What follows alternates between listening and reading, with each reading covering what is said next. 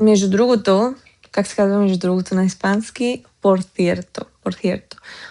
Отговориха на едно от последните видеа, там където казвам, че бъркам малко ц и з и защо стават тези неща. Много подробно обяснение, много добро обяснение, благодаря.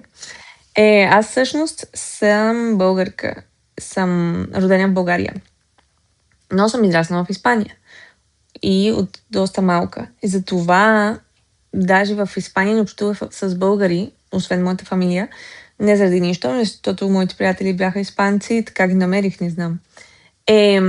Но напоследък и затова почти с моята фамилия също съм говорила испански, защото ми е по-лесно.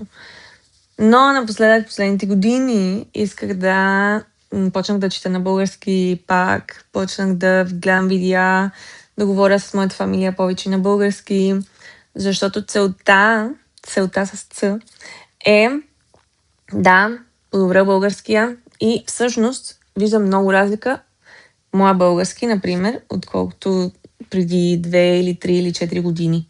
По-свободно говоря, по-ми е лесно и с тези видеа ми помага още повече, защото накрая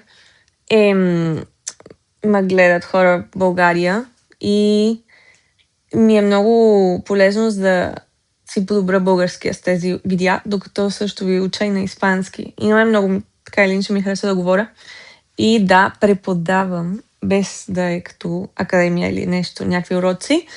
Ами само така реших да скачвам сега видеа за забавление, да подобря българския си и да ви уча на испански. После като се съберем повече хора, ще видим, може да правим нещо на живо.